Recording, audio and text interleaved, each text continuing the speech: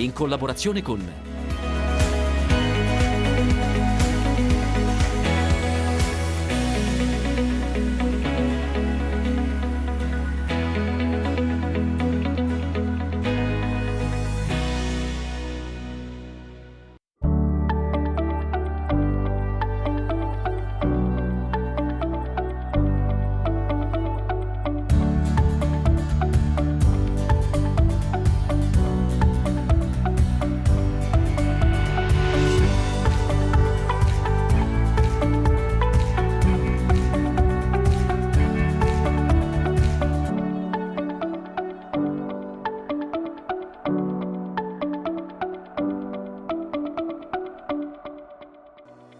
Oggi è una giornata importante. Per prima cosa è Pasqua, seconda cosa è la nostra puntata dei 2 anni. Terza cosa, abbiamo tagliato traguardi importanti grazie a voi che ci seguite. Ascolti in TV, follower su Facebook e iscrizioni al nostro canale YouTube che si avviano veloci verso quota 1000 e visibilità del sito di informazione www.conifruttidellaterra.com arricchito sia nella veste grafica che a livello di contenuti. Quarta cosa sono i tempi della quarantena, però giustamente siamo tutti chiusi in casa, ma il lavoro continua, soprattutto quello agricolo e delle campagne. E allora anche oggi raccoglieremo testimonianze e appelli, emergenza manodopera, il parmigiano reggiano che non si ferma, i costruttori delle macchine agricole che chiedono di aprire le fabbriche, infine la situazione in Africa. E poi ci sono anche altre notizie, ci sono progetti di ricerca per la pericoltura, via libera alla Vespa Samurai, antagonista della cimice asiatica, poi è Pasqua, l'ha detto Barbara, quindi si fa festa a tavola con i dolci della tradizione, arrivano da lontano, dalle isole, una ricetta sarda e una splendida cassata siciliana. L'agricoltura non si ferma, l'abbiamo detto più volte, oggi a cielo aperto ritorna sul problema del gelati, siamo andati a parlare con il presidente del consorzio della ciliegia tipica di Vignola, un comprensorio molto ampio dove c'è la famosa ciliegia a indicazione geografica protetta. Qui i danni sono stati ingenti, vediamo che cosa ci dice il presidente che ha fatto una ricognizione sul territorio. Parleremo anche di cereali, gli agricoltori adesso sono prossimi alle semine dei cereali primaverili, vediamo quali sono le tendenze e come al solito faremo la nostra ricetta proposta da un AgriChef. Eh sì, con la puntata di questa settimana la nostra trasmissione compie 2 anni. Certo non ce l'eravamo immaginato così il nostro secondo compleanno senza uscire nei campi, ma stare a casa adesso è la cosa giusta da fare. Poi per festeggiare tutti insieme ci sarà tempo. Certo non ci priveremo di qualche sipario goloso registrato rigorosamente a distanza, però ci sembra importante soprattutto continuare ad informare su quello che succede, come si lavora nelle nostre aziende agricole dove l'attività non si ferma e non è facile. Un esempio per tutti quello delle stalle, gli allevamenti del parmigiano reggiano dove si continua a mungere, dove si deve conferire il latte, i problemi non mancano. Il consorzio ha chiesto per esempio una deroga per gli orari di lavorazione del formaggio e ha chiamato a raccolta gli ex casari per sostituire eventualmente persone che dovessero ammalarsi o rimanere in quarantena. Di questo, ma anche del problema della carenza, delle difficoltà a reperire manodopera, sul quale è intervenuto anche il presidente di Alleanza Cooperative Agroalimentari Giorgio Mercuri, ci parla proprio in questo collegamento Guglielmo Garagnani, che è presidente di Confagricoltura Bologna. Eccoci in Val Samoggia, questa è la Casselvatica, una delle aziende, devo dire, storiche della pedecollina bolognese, azienda a indirizzo zootecnico, produzione di latte da parmigiano reggiano, che lavoriamo in un caseificio cooperativo insieme a tutti i soci, colleghi qui vicino. È anche un'azienda che produce seminativi, erbacei e un po' di frutta. È un momento incredibile per noi perché ovviamente agricoltori facciamo parte della tragedia che sta colpendo l'umanità intera, che in Italia purtroppo ha visto numeri veramente terribili da sopportare, ma la stiamo vivendo in una maniera un po' particolare perché facciamo parte delle attività essenziali, ossia delle attività che non si devono fermare. Questo da una parte ovviamente è una fortuna poter lavorare, dall'altra è veramente strano, soprattutto quando ti trovi tra l'altro in un'azienda come questa, zootecnica, che ha animali da accudire, e provate a pensare cosa può significare trovare uno della famiglia o un del personale positivo al coronavirus significa mandare tutta la squadra di lavoro in quarantena e significa trovarsi assolutamente nell'impossibilità di trovare un sostituto. È una situazione, tra l'altro, un rischio, una spada di Damocle analoga a quella che è sulla testa dei caseifici, che ovviamente devono lavorare, come ben sapete tutti, il Parmigiano Reggiano tutti i giorni, il latte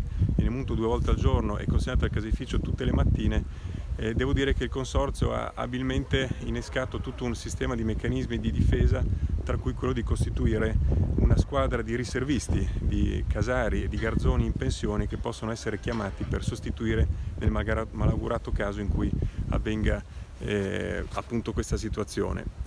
Questa, tra l'altro, la Val Samoggia insieme alla Bassa Bolognese e a Limolese, in particolar modo la Valle del Santerno, è anche quella zona che qualche giorno fa è stata colpita in maniera pesantissima da una gelata. Parliamo di temperature tra i -4 e i -7, temperature che purtroppo hanno falcidiato le fioriture, quindi la produzione delle specie frutticole più precoci, e in particolar modo l'albicocco, il pesco, il susino, il kiwi e qualche varietà precoce di ciliegie. Significa perdere tanti soldi, tanto fatturato, significa perdere soprattutto posti lavoro, perché non ci sarà bisogno di una parte dei lavoratori che servivano proprio per raccogliere queste produzioni. E qui sta il paradosso ultimo che vi voglio raccontare, è che appunto entrando in questa fase primaverile, la fase dei lavori, noi oggi non sapremo chi avremo a fare questi lavori, perché gli stagionali che ogni anno lavorano in provincia di Bologna sono circa 8.000, di questi 30%, 35% viene dall'estero. Non sappiamo come fare perché, per ovvie ragioni, le conoscete tutti, oggi l'ingresso di lavoratori dall'estero è assolutamente compromesso. L'agricoltura non può fermarsi, lo si è detto tante volte anche durante questi giorni di emergenza coronavirus, però naturalmente per poter lavorare servono anche le attrezzature e i pezzi di ricambio, e invece le industrie costruttrici di macchine agricole e componenti non sono ancora tra quelle autorizzate a produrre. Ci colleghiamo con Alessandro Malavolti, presidente di Federunacoma, che nei giorni scorsi ha lanciato un appello anche condiviso, insomma, dalle organizzazioni agricole italiane ed europee, un appello per sbloccare queste forniture di macchinari. Presidente, qual è la situazione? Ci sono novità? Al momento ancora novità non ce ne sono. La situazione è abbastanza preoccupante perché l'Italia, unico caso in Europa, non ha ricompreso la meccanica agricola all'interno delle filiere essenziali, come ha fatto la Spagna, che anche loro hanno il lockdown, come ha fatto tutti gli altri paesi. La situazione per noi è oltremodo grave perché nei campi cominciano a mancare ricambi per le attrezzature presenti che stanno lavorando, ma soprattutto non riusciamo a consegnare le attrezzature di stagione, cioè le macchine per la lavorazione del terreno, le aeroratrici, le macchine per i trattamenti fitosanitari, le macchine per la semine in questa stagione, le sarchiatrici, tutte le macchine per le protezioni anche meccaniche degli infestanti nei campi, le macchine per le prime irrigazioni d'emergenza. Le faccio anche esempi più banali: le macchine per mettere i teloni antigrandine in Trentino, comunque nelle zone in cui si rischia di avere delle problematiche sugli alberi da frutta. Questo per noi è molto problematico in due sensi. Le nostre fabbriche sono ferme, anche se hanno tantissimi ordini, e questo blocco è solo per le aziende italiane, perché le aziende straniere possono continuare a consegnare, per cui è essenzialmente anche concorrenza sleale a livello europeo. Noi stiamo insistendo col governo perché torni a reintrodurre, come ha fatto inizialmente, la meccanica agricola, il nostro codice etico, all'interno dei codici autorizzati di continuare a produrre. Un'ultima domanda più complessiva: secondo lei quali interventi più in generale, diciamo, in questo momento di grandissima difficoltà potrebbero cercare di, insomma, alleggerire un po' il peso della situazione? Oltre allo sblocco delle attività produttive, questo è necessario perché altrimenti non andiamo da nessuna parte, abbiamo fatto un intervento, abbiamo chiesto alle regioni di essenzialmente velocizzare tutto il processo di PSR. L'Italia sta combattendo, soprattutto contro l'Olanda e la Germania in questo momento, per avere più fondi europei, ma quelli che abbiamo non li stiamo sfruttando, per cui è quasi un controsenso. Chiediamo a tutte le regioni di velocizzare tutte le pratiche PSR in questo momento. Questo darebbe una grossa mano al mercato. Benissimo, grazie allora ad Alessandro Malavolti, presidente di Federunacoma, e ci ricolleghiamo appena ci saranno magari delle novità, speriamo positive. Grazie mille. Grazie a lei. Ma a questo punto un tocco dolce. Non siamo riusciti a raggiungere i nostri mastri pasticceri per regalarvi la colomba, però Tiziana Di Masi si fa spiegare tutti i segreti della cassata siciliana.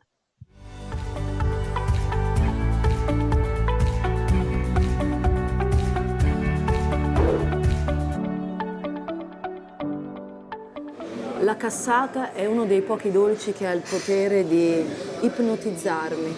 Antonio, io la guardo e non esiste nulla. Può passare anche Brad Pitt, ma il mio occhio sarà sempre solo sulla cassata. Vabbè. Allora, devo dire, posso dire una cosa, al di là del dolce, della cassata, del babà, di tutte le cose che abbiamo parlato oggi, ma tu resti molto simpatica. Strano, non me l'ha mai detto nessuno, vabbè. D'altronde chi non ha altre qualità, un po' di simpatia forse servirà. Antonio, parliamo di cose serie, perché se il babà è serio, ma c'è un dolce ancora più serio, che è la cassata. Poi quella che fai tu, è anche particolare. Sono sempre stata abituata a vedere le cassate diverse, anche con, come dire, questo involucro verde di pasta di mandorle. Questa è invece la cassata palermitana, che è fatta con il pan di Spagna sotto, che si vede un po' sotto il velo, con ovviamente la farcitura di cassata con la ricotta siciliana. Poi viene glassata sopra con lo zucchero fondente, molto caldo, e viene glassata e dopo viene guarnita con la frutta candita. Perché è un capolavoro barocco, mi mette di buon umore vedere tutti questi colori, è davvero un risveglio della primavera, il rosso, il verde del cedro, l'arancia, questi colori belli, pieni di energia, di entusiasmo, di passione del Mediterraneo. È vero, c'è tutto del Mediterraneo in questa cassata.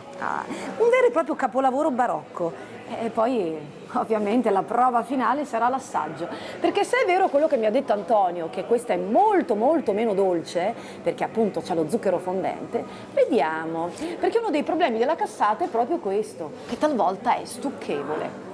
Fare la cassata non è un gioco da ragazzi, ma proprio per niente, richiede molte ore di lavorazione. È vero, pure perché dobbiamo iniziare dalla base, cioè iniziare a fare il pan di Spagna, poi si fa raffreddare, cosa si fa? Si taglia a listarelle, dopodiché le andiamo a farcire la parte esterna del fondo di alluminio e poi andiamo a fare la parte tonda, quindi viene tagliata la parte tonda del pan di Spagna, viene messa sotto, poi andiamo a fare la ricotta di pecora. Di pecora, non una ricotta, no. La ricotta della pecora bianchina, esatto, perché non una pecora qualunque. Non una pecora nera. Esatto, è chiamata con nome e cognome questa pecora. E poi ci andiamo a mettere. E poi andiamo a metterci lo zucchero fondente, deve essere abbattuto il prodotto per essere glassato, perché se il prodotto viene messo in frigo e lo vogliamo glassare, non lo glasseremo mai. Quindi è un prodotto abbattuto e poi glassato.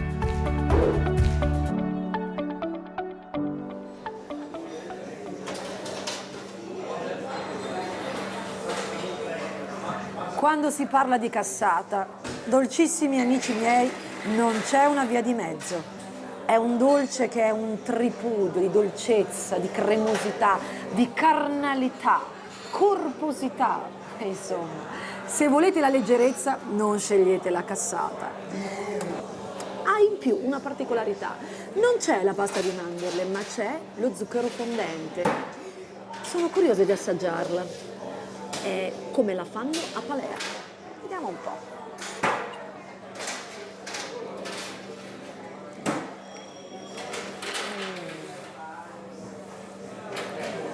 La prima cosa che ti arriva e ti avvolge, conquista il palato, è la cremosità. E poi questo carattere così passionale della ricotta di pecora. Ha sicuramente un nome questa pecora, non è mica una pecora qualunque. Ci ha messo tutto il suo estro, tutta la sua energia.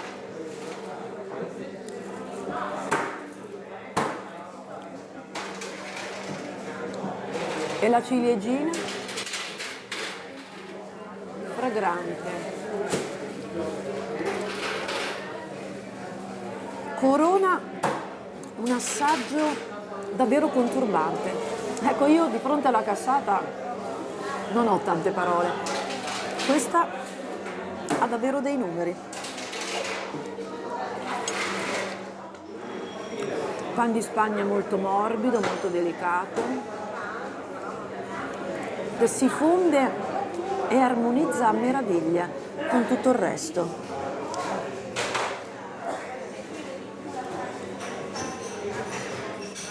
piccola nota a piedi pagina? Questa di Antonio ha questa particolarità. Essendoci lo zucchero fondente è molto più leggera, molto più delicata, molto meno potente, ma lussuosa, raffinata, delicata. È come un dono che un cavaliere fa alla propria dama, ma in maniera più raffinata, più sensuale e meno carnale. Complimenti Antonio, hai rielaborato la cassata e da mappazza storica l'hai resa delicata, raffinata, un piccolo sogno, pur sempre cremosissimo.